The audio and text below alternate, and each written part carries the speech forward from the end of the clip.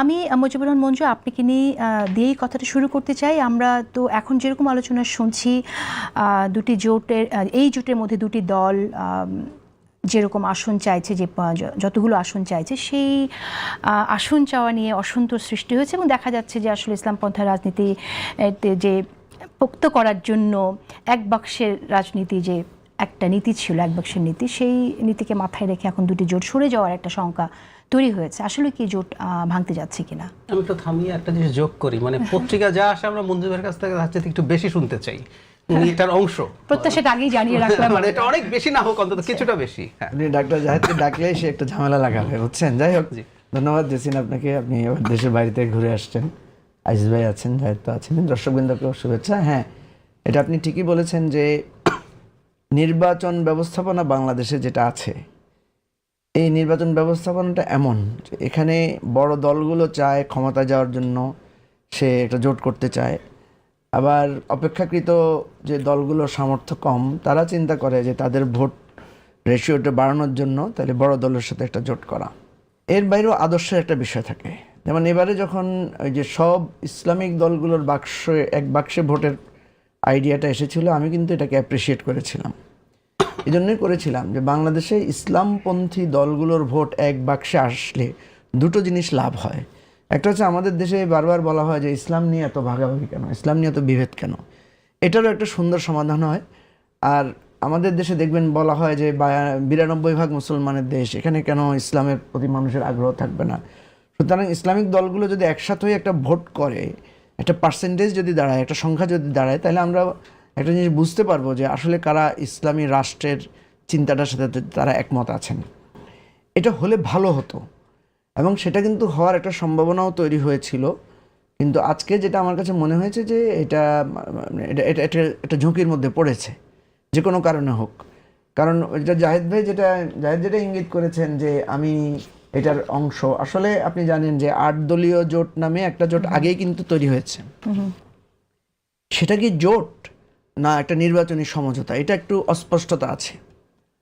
আমরা পরে, আমরা বলতে অ্যাকচুয়ালি আমরা দুটো দল যুক্ত হয়েছিলাম, যুক্ত হওয়ার আলোচনা শুরু করেছিলাম, এবি পার্টি এবং এনসিপি এবং এবি পার্টি এবং রাষ্ট্র সংস্কার আন্দোলন মিলে আমাদের একটা জোট ছিল। আপনারা জানেন যে আমরা গণতান্ত্রিক সংস্কার জোট নামে একটা জোট করেছিলাম এবং সেই জোটটা নিয়ে আমরা চেয়েছিলাম যে একটা মধ্যবর্তী জোট আকারে দাঁড়াতে। সেখানে আমরা নাগরিক ঐক্য, গণসংহতি আন্দোলন, তারপরে রাষ্ট্র সংস্কার আন্দোলন সহ আমরা অন্যান্য দলগুলোকে আমরা একসাথ করে চেয়েছিলাম যে আমরা মধ্যবর্তী একটা জায়গায় থাকি, একদিকে বিএনপি, একদিকে জামাতের নেতৃত্বে একটা ইসলামিক জোট, মাঝখানে আমরা থাকব। কিন্তু দুর্ভাগ্যজনকভাবে নানা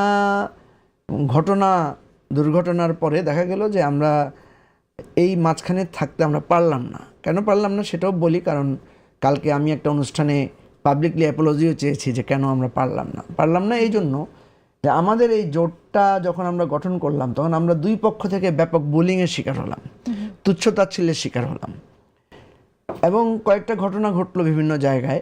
এনসিপির নেতারাও বিভিন্ন জায়গায় হেনস্থার শিকার হয়েছেন, আমাদের ব্যারিস্টার ফুয়াদ বরিশালে হেনস্থার শিকার হয়েছেন। এরপরে ওসমান হাদির হত্যাকাণ্ডের মতো একটা ঘটনা ঘটলো, যে ঘটনাটা আমাদের কাছে মনে হয়েছে যে বাংলাদেশে আপনি যদি কোনো একটা পাওয়ারফুল বলয়ের সাথে না থাকেন, মাঝখানে থাকলে আপনি দুই দলের দ্বারাই আপনি এক ধরনের নিগ্রহের শিকার হবেন, তখন আপনাকে কেউ আর সাহায্য করতে আসবে না। তো এগুলো নিয়ে আমরা আমাদের মধ্যে প্রচুর ডিবেট করেছি। ডিবেট করার পরে আমরা দুই পাওয়ারফুল বলয়ের সাথে আমরা কিন্তু এক ধরনের আলোচনা করেছি, বিএনপির সাথেও আলোচনা করেছি, জামাতের সাথেও আলাদা করে আলোচনা হয়েছে। সেখানে আমাদের কাছে মনে হয়েছে যে বিএনপি কিছুটা মারাত্মকভাবে ভারাক্রান্ত হয়ে গেছে, তার আর স্পেস নাই। বা বিএনপিও আমাদের, যেহেতু আগে থেকে জুলাই সনদ ইস্যু নিয়ে বিএনপি যেহেতু নোট অফ ডিসেন্ট দিয়েছিল, ওই ঐকমত্য কমিশনে আমরা দেখেছি, আমাদের কাছে মনে হয়েছে যে বিএনপি সংস্কারের ব্যাপারে কনফিউজ। জামাতকে কম্পারেটিভলি মনে হয়েছে সংস্কারের ব্যাপারে জামাত অনেক খোলামেলা এবং পরিষ্কার বা আন্তরিক। তো এই নানা বিষয়ে দেখা গেছে যে আমরা একটা পর্যায়ে গিয়ে জামাতের যেই 8 দলীয় জোটটা ছিল তাদের সাথে এক ধরনের আসন সমঝোতার বিষয়ে আমরা আলোচনা শুরু করি। আলোচনাটা পুরোপুরি সম্পূর্ণ হওয়ার আগেই আপনার ওই যে মনোনয়নপত্র চূড়ান্ত করার দিনটা চলে আসে।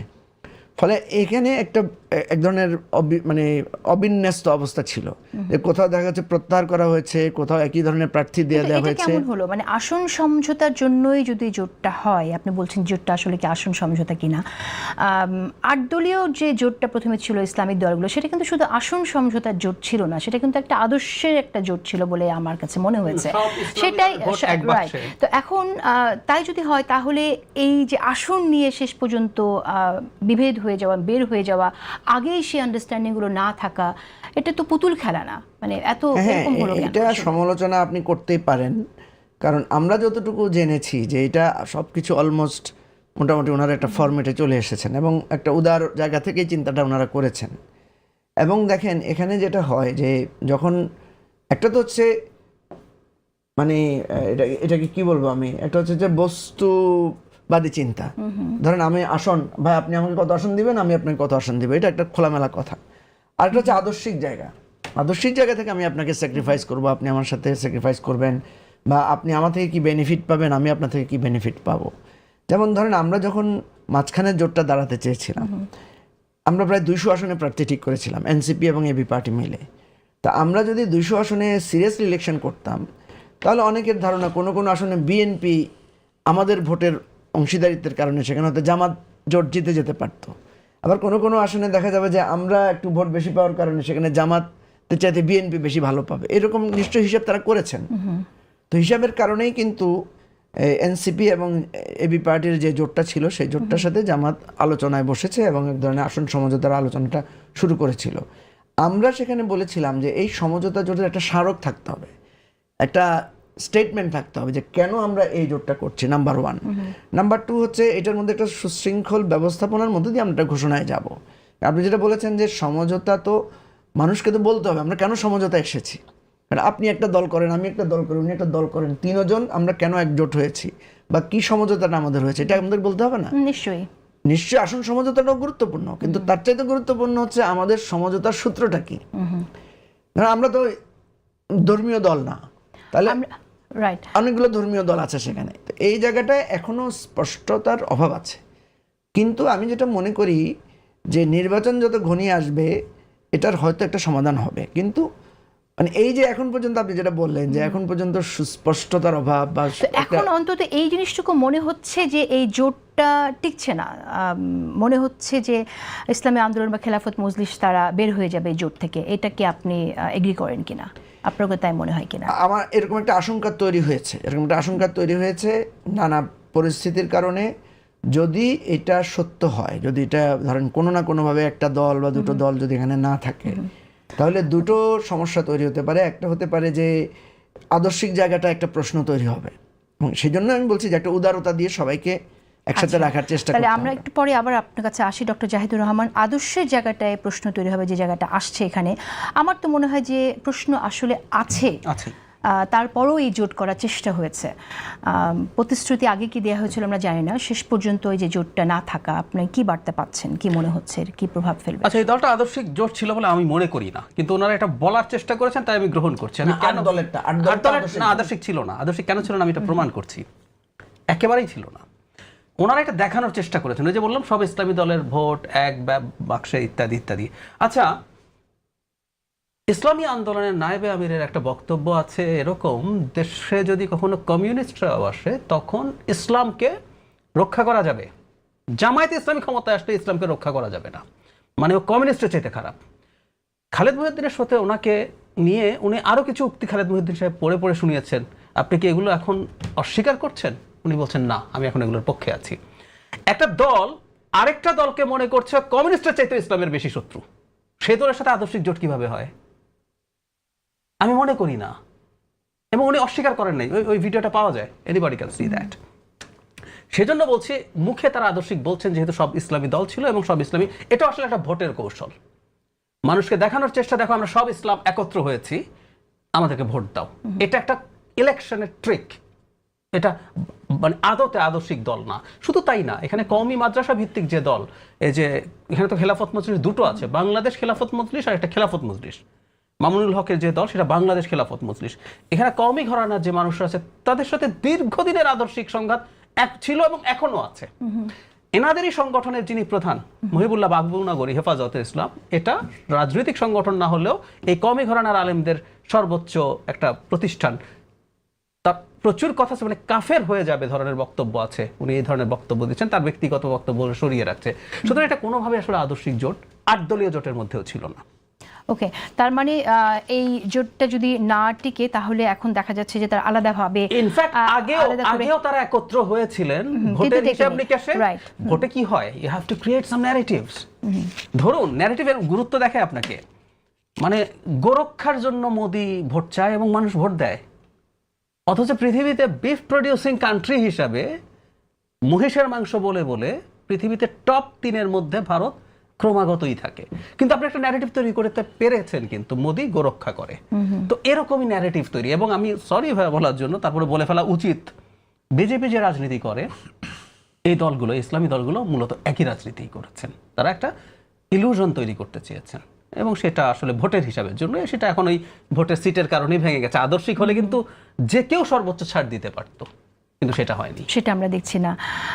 আদর্শ বিষয় নিয়ে আমরা আরও কথা বলবো, কিন্তু এই যে আমরা এতদিন ধরে শুনছিলাম যে এক হয়ে যাওয়া ইসলাম ধর্মভিত্তিক যে দলগুলো নিজেদের মধ্যে ডিফারেন্সেস আছে তারপরও এক হওয়ার চেষ্টা করছে, সেটা আবার অনেককে একটু ভাবিয়ে তুলছিল যে বাংলাদেশে দক্ষিণ পন্থার উত্থান আগামীতে কি হতে পারে, এই শক্তিটা কোন দিকে যেতে পারে, এরকম আলোচনাও ছিল। বাংলাদেশের রাজনীতিতে এই প্রভাবটা কীরকম হতে পারে, আজিজ আপনার কাছে একটু শুনি, যে থাকা বা না থাকা। এখন যদি ধরেন যে পর্যায়ে এসছে জামাত এবং ইসলামী আন্দোলন, এই দুটির ভিতরে কিন্তু একদমই উল্টার। যদিও ইসলাম বলা হয়, ইসলাম সম্পর্কে বলে, কিন্তু দুজনের সাথে একদম পুরোপুরি সংঘাত ছিল। আর বাবু নগরী যতই বলেন তিনি হেফাজতের প্রধান, তার বক্তব্য আছে এবং মাস মিডিয়ার কারণে কেউ কারো চরিত্র আড়াল করতে পারবে না। আপনার আল্লামা সাঈদীর বক্তব্য শোনেন, প্রত্যেকটা পরতে পরতে তার বক্তৃতা পাবেন জামাতের এগেনস্টে এবং বাবুল এই আর ইসলামী আন্দোলনের বিরুদ্ধে বক্তৃতা পাবেন। হ্যাঁ, জামাতের পক্ষে না, পক্ষে না, জামাতের যে সবাই যে পূজা টুজা এগুলি করতে গেছে এটার ব্যাপারে সাংঘাতিক সে ইয়ে করেছে। আল্লামা সাঈদী যিনি মারা গেছেন, উনি ওনার ইউটিউবে বক্তৃতা পাবেন। তিনিও বলেছেন এগুলোকে সে ক্রিটিসাইজ করেছে, এই যে হিন্দুকে প্রার্থী করা, অর্থাৎ অনেক স্বার্থ দিয়েছে। আগে তো কোরআন এবং সুন্নাহর শাসন চাইছে, এখন তো ওনারা নানা আপনার ধর্ম বর্ণ সব এক জায়গায় আনতেছে। এটার বিরুদ্ধে ওনার বক্তব্য আছে ইউটিউবে, এবং হেফাজতের আমির বাবু নবগিরি ওনারও বক্তৃতা আছে। এই দুটো কিন্তু খুব দুজনের বক্তব্য কিন্তু সবার কাছে অ্যাকসেপ্টেবল। তারপর আমি বলবো যে এই ঐক্যের পেছনে মঞ্জু ভাই কিন্তু বেশি ক্ষতিগ্রস্ত হয়েছে। উনি স্বীকার করবেন কি করবেন না, উনি একজন মধ্যপন্থা এবং আমাকেও পছন্দ করতো, আমিও পছন্দ করতাম ব্যক্তিগতভাবে। এবং এখন আমি বলি শোনেন, মঞ্জু ভাই কিন্তু যখন দল করে তখন আমি টের পাইছি ইশারায় উনি আমাকে পেতে চেয়েছিল, এটাও আমি জানি, এটাও আমি আজকে বললাম। তারপর উনি মধ্যপন্থাকে সাহায্য করেন না, ওনার কথা আমি শোনার চেষ্টা করেছি, কিন্তু উনি যখন 3 দলের সাথে গেল, যখন নাহিদকেও নেতা মেনে নিল, তখনই আমার কিন্তু ইয়ে হয়েছে যে উনি মানেন, কিন্তু আপনি কত সিনিয়র, কত অ্যাকসেপ্টেবল, সে একটা আপনার বাসায় থাকছে, আপনার বাসায় আশ্রয় ছিল, এগুলো করেন না। আমি জানি, কিছু কিছু জানি, আপনার কাছে শুনছি। তো যাই হোক, এখন আপনি মধ্যপন্থা ইসলামিক আন্দোলন, ডাক্তার জাহিদ সাহেব ঠিকই বলেছেন, জামাতকে ইসলামিক দল মনেই করে না, ও ইসলামের শত্রু, এবং তার বক্তব্য এইটা, উনি মধ্যপন্থার দল। জামাত এখন একটা আলু ইসলামিক দল হয়ে গেছে, হিন্দু বৌদ্ধ খ্রিস্টান যা পাচ্ছে তা যুক্ত, মুক্তিযোদ্ধা সব যুক্ত। এটাকে তো আপনি অ্যাপ্রিশিয়েট করবেন, এটাকে আপনি ইয়া করতেছেন কেন? না না, মানে এটা আমরা বুঝতে চাই, এটা আসলে ফেব্রিকেটেড কিনা এটা বুঝতে চাই। এই জায়গাতে একটু আলোচনাটা আসুক, কারণ আমরা যে এখনো ওনাদের পজিশন থেকে সরে নাই। কারণ আমি তো মনে করি এইটাই যে জাতিকে ব্ল্যাকমেইল করার জন্য এই চরিত্র ধারণ করতেছে। আচ্ছা, আমি বলছিলাম যে ফেব্রিকেটেড কিনা এটা বোঝা দরকার। এম এ আজিজ বলেছেন জাতিকে ব্ল্যাকমেইল করার জন্য করছে কিনা, সেটা আমি আমি একটু বুঝতে চাই আসলে, কারণ এই যে যেমনটা আলোচনা আসলো যে আমরা বললাম যে এটা আদর্শের একটা জোট ছিল, আদর্শ ইন আ সেন্স যে ইসলাম কায়েমের জন্য সব ইসলাম ভিত্তিক দলগুলো, ধর্মভিত্তিক দলগুলো এক হয়ে যাচ্ছে, কিন্তু আসলে এটা ভেতরে আদর্শের জায়গায় বিশাল দ্বন্দ্ব থাকা সত্ত্বেও চেষ্টা হয়েছিল যে একসাথে থাকার, আসন সমঝোতা করে ইলেকশনে ভালো করার। তো সেই আলোচনাটা আছে। আপনি যেটা বললেন যে অন্যদেরকেও সাথে নিয়ে আসার চেষ্টা, যারা ভিন্ন ধর্মাবলম্বী বা আপনার মুক্তিযুদ্ধের সপক্ষে যারা ছিলেন বা মুক্তিযোদ্ধা ছিলেন তাদেরকেও নিয়ে আসা, এর মধ্য দিয়ে আসলে জামাত কি বার্তা দিতে চায়? জামাতের বিরুদ্ধে যারা ক্রিটিক্যাল যে পজিশনগুলোতে, সেই জায়গাগুলোকে বা যে ভোটারদের অবজারভেশন, ক্রিটিক্যাল অবজারভেশন আছে জামাত ইসলাম সম্পর্কে, তাদের রাজনীতি সম্পর্কে, সেটাকে আসলে মুছে দেয়া যায় কিনা, ভুলিয়ে দেয়া যায় কিনা? প্রথম কথা হচ্ছে জামাতের এবারের যে পলিসি আমরা দেখতে পাচ্ছি বা আগেও হয়তো ছিল, সেটা আপনি দেখবেন 80-র দশকে যখন জামাতের বা ছাত্র শিবির যখন বিভিন্ন জায়গায় সংসদ নির্বাচন করেছে, সেখানে কিন্তু অমুসলিমদেরকে প্রার্থী দেয়া, নারীদেরকে প্রতিনিধিত্ব করা কিন্তু আগেও করেছে। দীর্ঘদিন যেহেতু সে এই ধরনের কার্যক্রমে ছিল না, এবার যখন ডাকসুতে এসে সেটা করেছে, অনেকের কাছে এটা নতুন মনে হয়েছে যে হঠাৎ করে জামাত এরকম ইনক্লুসিভ হলো কেন। এ ধরনের ইনক্লুসিভ আইডিয়া জামাতের মধ্যে আগেও প্র্যাকটিস করার নজির আছে। ডাকসু কিন্তু ঐক্যবদ্ধ শিক্ষার্থী জোট করেছে, সেটা কিন্তু জামাত করেনি বা শিবির করেনি। আমি যেটা আপনাকে বলতে চাচ্ছি যে ধর্মীয় বিধান তো আর মানে শিবির নামে একরকম আর ঐক্যবদ্ধ শিক্ষার্থী নামে একরকম তো হতে পারে না, ধর্মীয় বিধান তো একই রকম। আমরা যেটা বারবার দেখি সেটা হচ্ছে যে আমাদের পলিটিক্সটা কিন্তু এক ধরনের ইনক্লুসিভ ফর্মে কাজ করে, রাইট? এখন জামাত একই সাথে একটা ইসলামিক দল, একই সাথে সে একটা রাজনৈতিক দল। আপনার মনে থাকার কথা, বিএনপির সাথে যখন জামাত ইলেকশন করে তখন কিন্তু জোটবদ্ধ প্রার্থী হিসেবে গয়েশ্বরচন্দ্র রায় কিন্তু প্রার্থী ছিলেন, ধানের শীষে প্রার্থী ছিলেন। তো জামাত তো গয়েশ্বরচন্দ্র রায়কে সমর্থন দিয়েছে। জামাতের প্রার্থী কিন্তু ছিলেন না গয়েশ্বরচন্দ্র। আমি আপনাকে যেটা বলতে চাচ্ছি যে ব্যক্তির নীতি, ধর্ম তো আর চেঞ্জ হবে না। ধর্মের যে নীতি আপনার জন্য আমার জন্য, আপনি গাজী টিভিতে গেলে একরকম আর 71 টিভিতে গেলে আরেক রকম, বিষয়টা তো এমন না, বিষয়টা তো শাশ্বত বিধান। তো সুতরাং অমুসলিম বা অন্য ধর্মের লোকদেরকে প্রার্থী করা, দলের সদস্য করা, এটা হয়েছে। সমস্যা এই প্রশ্নটা আমি আগেও তুলেছিলাম যে আপনি যে প্রশ্নটা তুলেছেন যে জামাত কি এটা রিফর্মের মধ্য দিয়ে যাচ্ছে নাকি এটা কৌশল হিসাবে নিয়েছে। আমরা যেটা দেখছি যে জামাত নিজেরা একটা রিফর্ম ইস্যুর মধ্যে নিজেদেরকে ঢুকেছে বলে তারা দাবি করছে। এখন এই রিফর্ম তখনই, আপনি যেটা বলছেন এটা কি আর্টিফিশিয়াল না এটা রিয়েল তাদের অনুভূতি। যেমন দেখবেন জামাত, কালকে একটা অনুষ্ঠান আমি দেখেছি, জামাতের একজন নেতা ছিলেন, ওনাকে জিজ্ঞেস করা হয়েছে যে আপনারা মহিলা প্রার্থী দেন নাই কেন। উনি বলছেন আমরা সামনে সেটাও দেব। মানে হয়তো এখন তাদের সেই ধরনের প্রিপারেশন নাই বা সে ধরনের হয় নাই। তাহলে কি কৌশল নাকি আসলে সংস্কারের অংশ? এইটা যদি আমি দেখি যে এটাকে আস্তে আস্তে তারা তাদের পার্টির মধ্যে নিচ্ছে, যেমন এবারে আপনি দেখবেন যে জামাত এবারই প্রথম যে তাদের ডিপ্লোম্যাটিক মানে করসপন্ডিংসের ক্ষেত্রে তারা মহিলা নেত্রীদেরকে সাথে নিয়েছে, রাইট? যেটা অতীতে তারা নেন নাই, ঠিক আছে। এবং ওই যে বিএনপির সাথে যখন তারা এটা সম্ভবত 2001 সালে পার্লামেন্টে কিন্তু নারী সদস্যরা ছিলেন, হ্যাঁ, সেখানে কিন্তু পার্লামেন্টে জামাতের পক্ষ থেকে 2-3 জন নারী সদস্য তারা কিন্তু প্রতিনিধিত্ব করেছেন। এবং নারী সদস্যরা যখন পার্লামেন্টে বক্তব্য দেন তখন কিন্তু এটা নেশন সেটা দেখেন এবং তারা বেশ যোগ্য ভূমিকা পালন করেছেন। তো প্রশ্ন হচ্ছে যে আপনি যেটা প্রশ্ন তুলেছেন, এটা আমি মনে করি এটা জামাত এটা বিবেচনায় নিবে যে আপনার এই যে রিফর্ম ইস্যুগুলো, যেমন জামাতের ব্যাপারে সবাই, রিফর্ম যদি হয়, এটা যদি আসলে এটা কৌশল না হয়, রিফর্ম হয়, তাহলে তো সবার আগে জামাত ইসলামের সংবিধান, পার্টির সংবিধানটা চেঞ্জ করতে হবে। সেটা তো কোনো পরিবর্তন আমরা দেখি নাই। না, কথা হচ্ছে এই পরিবর্তনটা তাহলে করছে কিসের ভিত্তিতে? এটা এই ধরনের এই স্টেপগুলো যখন নিচ্ছে নিশ্চয়ই কোথাও না কোথাও তো নিশ্চয়ই আলোচনা করেই বা কোনো একটা পরিবর্তন করেই তো নিয়েছে। কারণ দেখেন অতীতে যেটা নেয় নাই এখন সেটা নিচ্ছে। অতীতে এমন একটা ছিল যে জামাতের মানে একটা তাদের পরিভাষা আছে, সদস্যদেরকে বলা হয় রোকন। তো জামাতের কোনো সদস্য ছাড়া কাউকে কিন্তু সংসদ সদস্য প্রার্থী করা যেত না, এটা ট্র্যাডিশন ছিল, প্র্যাকটিস ছিল। এখন দেখা যাচ্ছে শুধু সদস্যর বাইরেও না, সহযোগী সদস্য বা আরও নিচের দিকের লোককেও তারা প্রার্থী করছে। এখন এটাকে কি আপনি কৌশল বলবেন না রিফর্ম বলবেন? নাম্বার ওয়ান কথা হচ্ছে কৌশলও তো পার্ট অফ দ্য রিফর্ম। আপনি একটা রাজনৈতিক কৌশল তো নিতে পারেন। আমাদের দেশে কি হয়, আমাদের দেশে নির্বাচন আসলে আমরা নানা ধরনের কৌশল অবলম্বন করি, নানা ধরনের ইস্যু আমরা ধরি।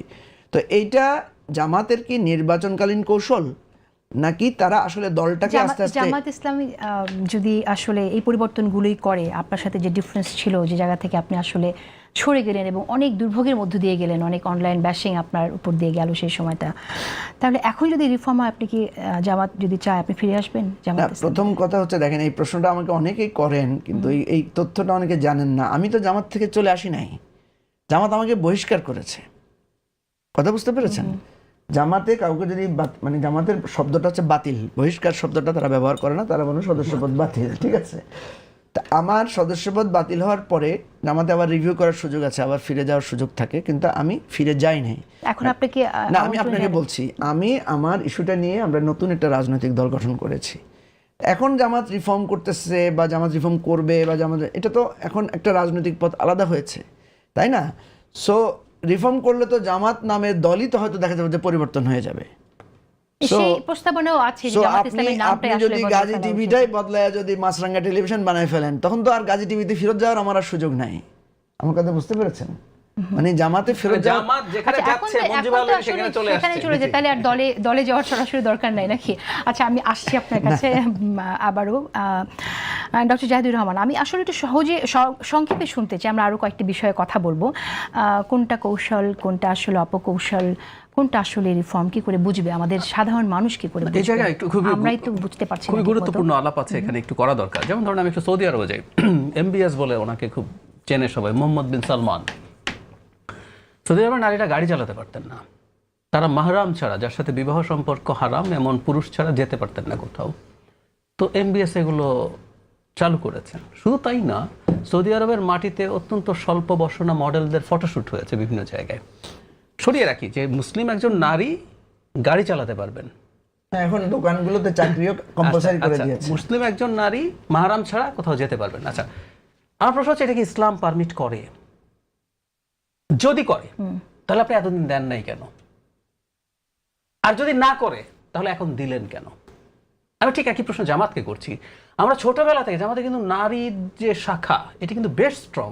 আমার নিজের মনে আছে, আমরা ছোটবেলায় দেখি যে নারীরা বাসায় যাচ্ছে, বেশ powerful। বেশ ওরা, আমি ছোটবেলা থেকে দেখেছি, আমার মনে আছে, বাসায় বাসায় যাচ্ছেন, দাওয়াত দিচ্ছেন, কোরআন শেখানো, খুবই ডেডিকেটেডলি কাজ করেন তারা। তো এই নারীদেরকে আপনি এত বছর পর ব্রিটিশ হাই কমিশনের সাথে, এবং ওখানেও তারা কিন্তু অত্যন্ত টাফ পর্দা করে গেছেন, নেকাব পরা ছিলেন, 6 জন গেছেন, আমার ওই ছবিটা অনেকবার দেখা আছে। তাহলে আমার প্রশ্ন, এবং জাহেদ, আপনি খেয়াল করেছেন জামাতের নারীরা কিছু মিটিং এ বক্তব্য রেখেছেন, এক্সেলেন্ট বক্তব্য রেখেছেন। আপনিও মনে হয় 2-1 জনকে টক শোতেও দেখেছি, আমি ডেকেছেন, দেখেছি, হ্যাঁ। খুবই ভালো কথাও তাহলে বলেছেন আমার তারা। প্রশ্ন কিন্তু একই রকম। নারীরা বের হবেন, এসব মিটিং এ যাবেন, এটা কি ইসলাম সমর্থন করে? যদি করে, উনি বলতে পারবেন না আমাদের সংগঠন তো ছিল না, বা অত্যন্ত শক্তিশালী সংগঠন ছিল, কিন্তু আপনি এতদিন দেন নাই কেন? তাহলে আপনি ডেপ্রাইভ করেছেন। আর যদি এটা ইসলাম সমর্থন না করে, তাহলে এখন দিচ্ছেন কেন? সমস্যাটা অন্য জায়গায়। আপনি ইসলামী মূল্যবোধ সাথে রাখবেন। যেমন মঞ্জু ভাইদের যে পার্টি, এবি পার্টি, আমি ধারণা করি খানিকটা AKP, Truth and Justice Party, এরদোগানের যে পার্টি, তার সাথে মিল আছে। এখানে মুসলিম বা ইসলামের কিছু মূল্যবোধকে ওনারা ধারণ করেন, এক ধরনের মধ্যডান দল। ওনারা দেখুন ইসলাম শব্দটা ব্যবহার করছে না।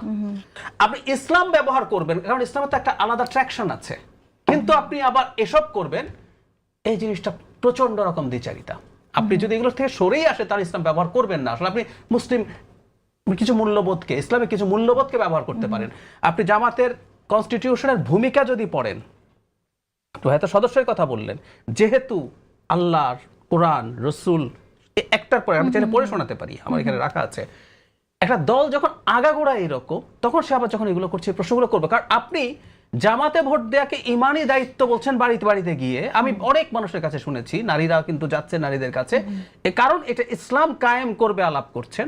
আবার আপনি এমন কিছু করছেন, আবার আমরা শুনছি যে জুলাই সনদের ভিত্তিতে দেশ চলবে। দেশ চলবে। তো জুলাই সনদের সাথে তো ইসলাম কায়েম বিষয়টা আসলে ডিফারেন্স আছে, অনেক সেখানে। ক্ষেত্রে ডিফারেন্স আছে, So, অনেক ক্ষেত্রে আছে। তো আমি যে কথাটা বলতে যাচ্ছিলাম, আমরা যেটা চেয়েছি, অনেকবারই আলাপটা হয়েছে, ওনাদের ক্লিয়ার হতে হবে। ওনারা সব সময় না এক ধরনের একটা ঘোলাটে পরিস্থিতি রাখছেন, যেখানে যেটা প্রয়োজন। যেমন ধরুন, আমি প্রচুর টকশোতে জামাতের MP ক্যান্ডিডেট আছেন, তারা জামাত ক্ষমতায় আসলে তারা শরিয়া কায়েম করবেন বলছেন।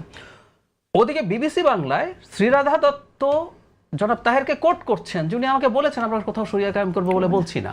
মানে যেখানে যেটা প্রয়োজন সেটা তারা করছেন, তারা কোনো না কোনো রকমে চেষ্টা করছেন যে এগিয়ে যায়। এটাই হলো প্রবলেম। একটা কথা মনে রাখতে হবে, আপনি মনে করছেন যে কোনো না কোনো ভাবে ক্ষমতায় যাওয়ার জন্য আপনি ইডিওলজিক্যাল রাজনীতির সামনে এনে বেনিফিট নেবেন, প্রবলেম নেবেন না। আপনার কিন্তু প্রবলেম এটা।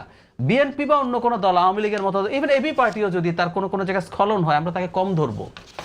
কারণ উনি বলছেন আমি কোনো ডিভাইন ধর্ম বা রুলকে ভিত্তি করে রাজনীতি করছি। উনি মানুষের তৈরি করা অনেক কিছু, ওনার ডেভিয়েশন আমরা টু সাম এক্সটেন্ট অ্যাকসেপ্ট করতেই পারি, কিন্তু আমরা এটা করতে প্রস্তুত না।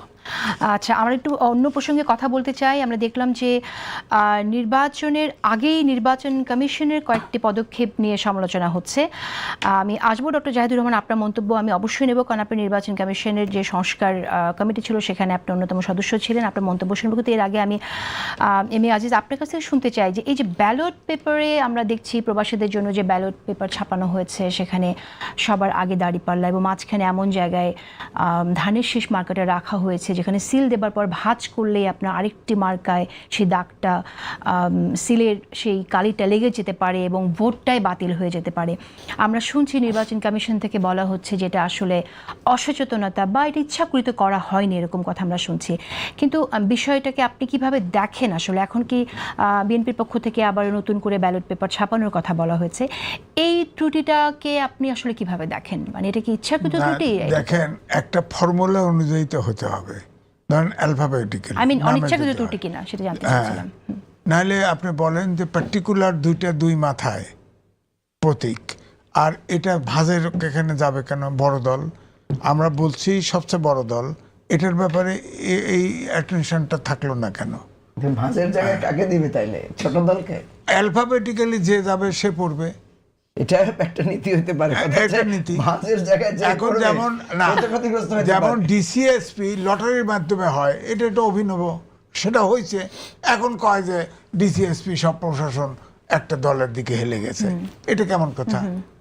না, এটা আসলে কিসের ভিত্তিতে করেছে? অ্যালফাবেটিক্যালি করেছে না কি? এটা কোনো এটা আমার কাছে alphabetically মনে হয় formula, না, না। আমার কাছে মনে হয়েছে প্রিন্টার্সকে দিছে। একটা ছোট উদাহরণ দেই, দাঁড়িপাল্লা মার্কা দ আর ধ তো ধানের শীষ বাংলা যদি হয়, কই কোথায় এত দূরে কেন? হ্যাঁ, না, আমরা এখন বাংলা বর্ণমালা যদি না, বাংলাতেও না, ইংরেজিতেও না। এক কানিতে আমি অ্যাসেস করার চেষ্টা না, করেছি। এক আর কানিতে বিএনপি তো শাপলা অনেক কলি, আগে। আরেকটাতে দাঁড়িপাল্লা, বিএনপি তো আরো আগে, তারপরে বিজেপি। অন্য কিছু। হ্যাঁ, আর ওইটা গেছে না, দলের নামের অনুসারে হয়েছে কিনা, মানে এটার একটা ব্যাখ্যা তো নিশ্চয়ই নির্বাচন কমিশন দিবে। না, অ্যালফাবেটিক্যালি দেওয়া হয়েছে এরকম আমরা কিন্তু ভাঁজের কথা যেটা আসছে সেটা হচ্ছে, তাইলে ভাঁজ যদি এফেক্ট করে, ভাঁজের জায়গাটা খালি রাখতে হবে।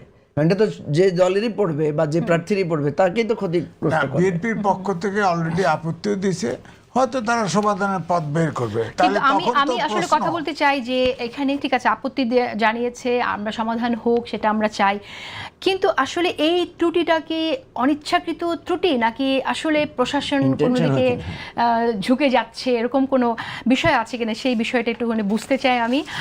যদি কেউ বলে, আমরা দেখছি যে জামাত ইসলাম থেকে বলা হচ্ছে যে প্রশাসন বিএনপির দিকে ঝুঁকে গেছে, কিন্তু নিয়োগ টিয়োগের কথা শুনলে পরে আমরা শুনতে পাই যে সেখানে জামাত ইসলামের প্রভাব অনেক বেশি।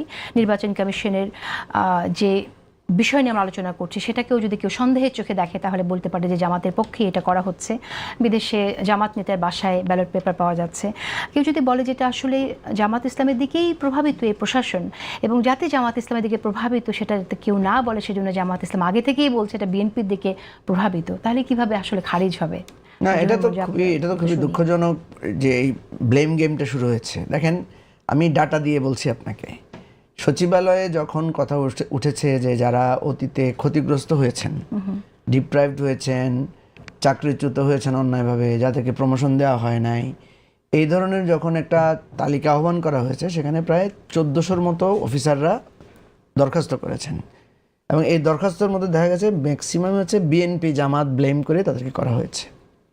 এবং এরা কিন্তু সবাই একসাথেই ছিলেন।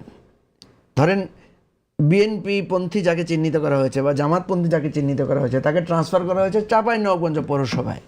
উনি হয়তো সচিবালয়ে কাজ করতেন, হয়তো খুবই ব্রাইট অফিসার, কিন্তু শুধু বিএনপি জামাত সিলের কারণে তাদেরকে একসাথে পাঠানো হয়েছে। এবং এরা একসাথে ইভেন এমনও অনেক, মানে আমি কয়েকজন পুলিশ অফিসারকে জানি যাদেরকে ওএসডি করা হয়েছে, তা বিএনপি পন্থী জামাতপন্থী একসাথে মিলে ব্যবসাও করেছেন তারা। মানে যেহেতু ওএসডি কী করবেন, ওনারা একটা ব্যবসায়িক প্রতিষ্ঠানও খুলেছেন। এবং ওনারা প্রত্যেকেই এটা বলেছেন যে আমাদেরকে এইভাবে দলীয় ব্লেম করে আমাদের চাকরিচ্যুত করা হয়েছে, আমাদের প্রমোশন দেয় নাই, আমাদেরকে ব্যাড পোস্টিং দিয়েছে, আমাদের এই নানাভাবে তারা বঞ্চিত হয়েছেন। সেখান থেকে প্রায় 700 বা 800কে সরকার একটা কমিশন করে, কমিটি করে তাদেরকে যাদের প্রমোশন দেওয়া দরকার তাদেরকে প্রমোশন দিয়েছেন, যাদেরকে ওই ভূতাপেক্ষ প্রমোশন দেওয়া দরকার সেভাবে দিয়েছেন, এভাবে তাদেরটা বিবেচনায় নিয়েছেন। এতটুকু পর্যন্ত বিএনপি জামাত একসাথে ছিলেন, তাদের মধ্যে কোনো বিভেদ তৈরি হয় নাই। এখন যখন নির্বাচন বা পোস্টিংয়ের জায়গায় গিয়ে তদবির শুরু করলেন বিভিন্ন জন, তখনই এই আলোচনাগুলো আমরা শুনলাম যে এ বলছে এ বিএনপি, এ বলছে এ জামাত। তখন এই এতদিন ছিলেন তারা বঞ্চিত গ্রুপ, এখন হয়ে গেছেন এ বিএনপির পক্ষে এ জামাতের পক্ষে। এবং এটার জন্য আমরা দুই পক্ষকেই দেখলাম যে একজন আরেকজনকে দায়ী করছেন। যেমন আপনি দেখবেন যে বিএনপি বলছে যে এতজন ডিসি জামাতপন্থী, জামাত বলছে এতজন ডিসি বিএনপি পন্থী। তাহলে বিএনপিকে জিজ্ঞেস করতে হবে যে আপনি যে 64 জন ডিসির মধ্যে আপনি যে 23 জনকে বলছেন জামাতপন্থী, তো বাকিরা কোন পন্থী? ঠিক আছে, আবার জামাত যখন বলছে এতজন ডিসি বিএনপি পন্থী, তাই জামাতকে জিজ্ঞেস করতে হবে বাকিরা কোন পন্থী, তাই না? তো কথা হচ্ছে এই যে ক্ষমতা বা রাজনীতির চর্চা এসে আমরা দুই দল, প্রধানত যারা এই ফ্যাসিবাদের সময়ে সবচেয়ে বেশি নির্যাতিত ছিল, নিপীড়িত ছিল, ধরুন আমরা যখন জেলখানায় গিয়েছি, যেমন আমি প্রিজন ভ্যানে, রিজভি ভাই, আমি জামাতের সেক্রেটারি, আরও অন্যান্য নেতারা ছিলেন, আমরা একই সাথে গিয়েছি। সেখানে তো আমরা কেউ মানে ওই যখন জামাতের সেক্রেটারি উঠতে পারছেন না তখন তো রিজভি ভাই হয়তো হাত বাড়িয়ে দিয়েছেন বা আমরা কেউ হাত বাড়িয়ে দিয়েছি। আবার যখন রিজভি ভাই বসতে পারছিলেন না, নিজের চেয়ারটা টেনে তো রিজভি ভাইকে বসতে দিয়েছি। তখন তো আমরা বলি নাই যে বিএনপিকে চেয়ার দিব না, জামাতকে আসছে কেন, জামাতকে আমরা হিংসা করব। অর্থাৎ কথা হচ্ছে বিপদে আমরা সবাই একতাবদ্ধ ছিলাম। এখন যখন স্বার্থের প্রশ্ন আসছে, এখন একজন আরেকজনকে ব্লেম করছে। কিন্তু শুধুই এটা ব্লেম, কিন্তু আমরা যে পরিবর্তনটা আশা করছিলাম সেই পরিবর্তনটা আসলে কতটুকু হলো সেটাও একটু আমরা যদি কথা বলি। কারণ আমরা দেখছি যে প্রশাসনে নিজেদের লোক নিয়োগ দেওয়ার যে চেষ্টা, আমরা চিটাগং ইউনিভার্সিটির কথা যদি সেখানে শুনি, সেখানে আমরা দেখতে পাচ্ছি যে সহ উপাচার্য, জামাত নেতা হিসেবে পরিচিত সহ উপাচার্য মোহাম্মদ শামীম উদ্দিন খানের মেয়ে সহ বিশ্ববিদ্যালয়ে কারো সন্তান, কারো স্ত্রী, কারো স্বামী, কারো হবু জামাই এরকম মানুষও নিয়োগ পেয়েছে। এটা আসলে রিপোর্টও হয়েছে অনেক। এটা তো আসলে স্বৈরাচার সরকারের কার্বন কপি আসলে ফলো করা হচ্ছে। আমরা বলছি বৈষম্য মুক্তির কথা, কিন্তু নিজেদের লোককে সব জায়গায় নিয়োগ দিচ্ছি। পরিবর্তন কি হলো আসলে? আর এই যে প্রশাসন নিরপেক্ষ না, এই যে অভিযোগটা আসছে, অভিযোগ থেকে মানুষ বের হবে কি করে? আচ্ছা, আমি বলবো প্রথম কথা হচ্ছে দেখেন এই অভিযোগগুলো কেন আসবে। ধরেন কাকে আমরা জামাতপন্থী বলছি, কাকে আমরা বিএনপি পন্থী বলছি। সমস্যাটা হয়েছে যে যখন ইউনিভার্সিটিগুলোতে ভিসি টিসি সব পালাই গেছে, এটা অতীতে কখনো হয় না এই সংকটগুলো। যখন সচিব টচিব সহ ডিসি টিসি যখন সরে গেছে, অন্তর্ধানে চলে গেছে, তখন আপনি ওখানে লোক নিয়োগ দিবেন। তো কাকে নিয়োগ দিবেন? নিয়োগ দিবেন প্রধানত যারা যে যোগ্য। হ্যাঁ, তো যোগ্য বলতে যারা অতীতে নানাভাবে যোগ্যতা সত্ত্বেও যারা বঞ্চিত হয়েছেন। তো যোগ্যতা সত্ত্বেও বঞ্চিত হয়েছেন কারা? বিএনপির লোক, জামাতের লোক। সেই জন্য আপনি দেখবেন বিশ্ববিদ্যালয়ে কোথাও যদি ভিসি তো বিএনপির, কিন্তু আমরা প্রভিসি জামাতের, ভিসি জামাতের, তো প্রভিসি বিএনপির পড়েছে। এখন তারা এই জায়গাটা ডিজার্ভ করেন। এই জন্য সমস্যাটা এখানেই যে আপনি যখনই বঞ্চিত লোকদেরকে প্রমোট করবেন বা বসাবেন, তখন নিজ দলের লোক বঞ্চিত যারা হচ্ছে শুধু তারাই প্রমোট হবে, বাইরেকে যাবে। ব্যাপারটা এরকম না। আরেকটা জিনিস হচ্ছে যে ভিসির মেয়ে বা প্রভিসির মেয়ে বা ছেলে, সে যদি যোগ্য হয় আপনি তাকে কিসের ভিত্তিতে বাদ দিবেন? এটা একটা রাইটসের প্রশ্ন আসছে। কথা হচ্ছে এই ধরনের অভিযোগ আসলে তদন্ত করতে হবে। তদন্ত করে, যেহেতু ইউজিসি আছে, শুধু এসব নিয়োগ প্রক্রিয়া আমরা জানি যে একদম পরিবারের ক্লোজ লোক থাকলে তারা নিয়োগ বোর্ডেই থাকে না, থাকা উচিত না। আমি ডক্টর জাহিদুর রহমান আপনার কাছে শুনি যে আমরা তো আসলে এই যে গণ অভ্যুত্থানের মূল যে স্পিরিটটা ছিল সেটা তো এটাই ছিল যে বৈষম্য মুক্তি, কোটা আন্দোলন, সকলের দলীয় ভিত্তিতে যেন চাকরি কখনো না দেওয়া হয়। কিন্তু আমরা তো যা দেখছি তাতে করে মনে হচ্ছে যে সেই প্রবণতা রয়ে গেছে এবং সেই চর্চাও রয়ে গেছে। আমি জামাত আর বিএনপির এই প্রবণতার মধ্যে একটা খুব বড় ডিফারেন্স আছে বলে মনে করি। আমি একটা উদাহরণ দিই।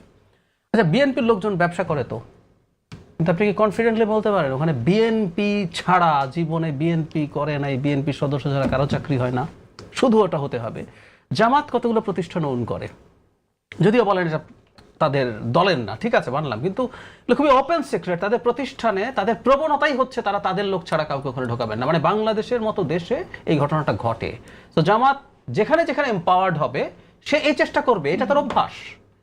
ও তৈরি হয় এভাবে, সে শত যোগ্য লোক দেখে নেবে না, ওর group বাছাই করে নেবে। গ্রুমিং ওরকম হয় না। না মানে শিবির না করলে বা হ্যাঁ, জামাত না হ্যাঁ, করলে কি তারা শত তার নিজের যোগ্য লোক, লোক না, হ্যাঁ। সেই প্রশ্নটাও তাহলে সেটা তো আসে। আলাদা প্রশ্ন, কথা হচ্ছে আমি এটা তার প্রিভিলেজ। এটা প্রিভিলেজ, কিন্তু আপনি শুধুমাত্র ওই ব্র্যান্ডেড। এখন ওই যে আবার বললাম, কেউ কেউ বলতে পারেন যে কোথায় নিয়ম আছে, আমরা তো সার্কুলার দেই টেই, এগুলো আরেকটা কুতর্ক, এটা ঢুকছি না আমি। জামাতের প্রতিষ্ঠানগুলোতে আপনাকে জামাত বা শিবির করতে হবে, কারণ আমরা এই দেশে বাস করি ফর গডস সেক, আমাদের বন্ধু বান্ধব মানে এক্স জামাত না, এখনকার জামাত এক্স শিবির বা বাস্তবে শিবির করেছেন এমন মানুষজন আছে, তো আমরা ওই প্রতিষ্ঠানগুলো সম্পর্কে জানি।